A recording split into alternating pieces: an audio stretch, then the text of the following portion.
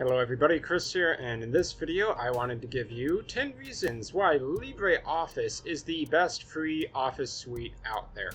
So to get started, it's complete. There are many different applications contained in the LibreOffice suite, similar to programs like Microsoft Word, and I'll show you them right now. If you type in Libre while you have the package installed, it's going to give you LibreOffice Calc, Impress, Math, Draw, and Base for databases, in addition to Writer as well. What this means is that covered across these 6 different parts of the suite, you have just about every office tool you're going to need all in this one package.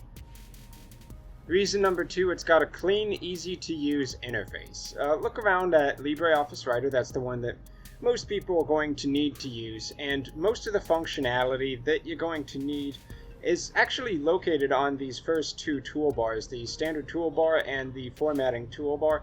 You of course have many other toolbars that you can open up, but what the advantage of having these interface graphical components is that it's really easy to understand where certain functions are and what they do. For instance, up here you can see bulleted lists and numbered lists. So if you wanted to set that up, all you would need to do is select your text, go up there, click the button, and toggle it on and off. Number 3, and this is one of my favorite aspects of the suite, is that it is cross-platform. It runs on Windows, Mac computers, and Linux, which basically covers all the major operating systems that standard home computer users are ever going to use. Reason number 4, LibreOffice has been refined over many years. It contains few, if any, errors. In the years that I've used LibreOffice and the original code, the OpenOffice suite, I've rarely, if ever, run into any errors in the program. It's very solid, it's been developed over a long time, and reliability does go a long way in the software world. No one likes to have programs that crash out for no reason, especially when it comes to Office suites. Because if you lose all your data that you've been working on for an hour, you would be rightfully pissed. Number 5, LibreOffice. As you can tell by the options in the suite and the interface design, it's heavily inspired from Microsoft Word. And that's a good thing, because Microsoft Word is the world's most popular and arguably the best paid solution out there. So most of the features you can find in Microsoft Word, you can also find some instance of that inside of LibreOffice. For instance, styles, that's a big component in Microsoft Word.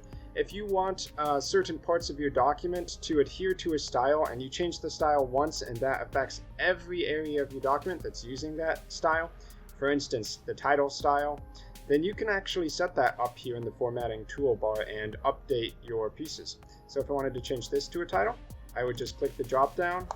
And now if I want to edit that style, I can click this drop down, edit style, and change those areas, these title sections, across the entire document. So let's go to font, increase that size, let's say 34 font, hit apply, and you can see how it instantly updates both of those locations. That is really cool and a good feature to copy from Microsoft Word.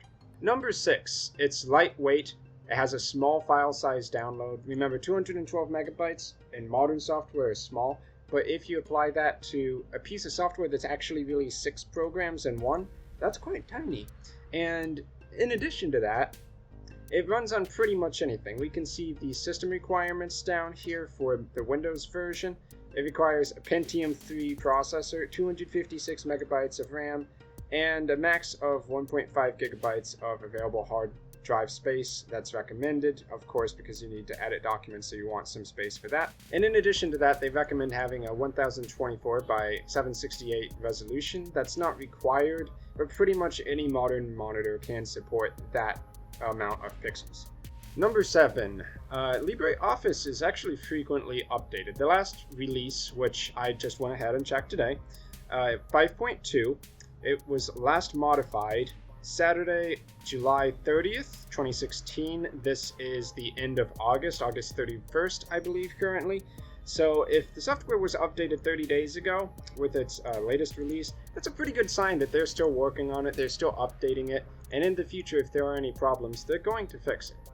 Number 8, if you're already using a modern Linux distribution, It's probably installed on the computer by default. And it's not too much of a stretch to believe that the reason that's the case is because the people creating these Linux distributions believe that LibreOffice is strong as well. So if you don't like any of these toolbars in its current form and you want to add some extra buttons to it or remove some other ones, you just need to go up where you see the 5 dots, right click, go to Customize Toolbar, and you can put pretty much any icon you want on these toolbars and customize not only the formatting in the standard toolbar, but all the other toolbars that exist within LibreOffice. And if there's some really out of the way functionality that you don't for some reason see in LibreOffice, you can go online and try looking through the community extensions in order to find that, download it, and add it to your LibreOffice setup. Number 10, and not to toot my own horn too much here, but it's backed by many tutorials online, including my own on the Chris's Tutorials channel. As far as I know, LibreOffice is probably also the most popular free suite for Office-related requirements.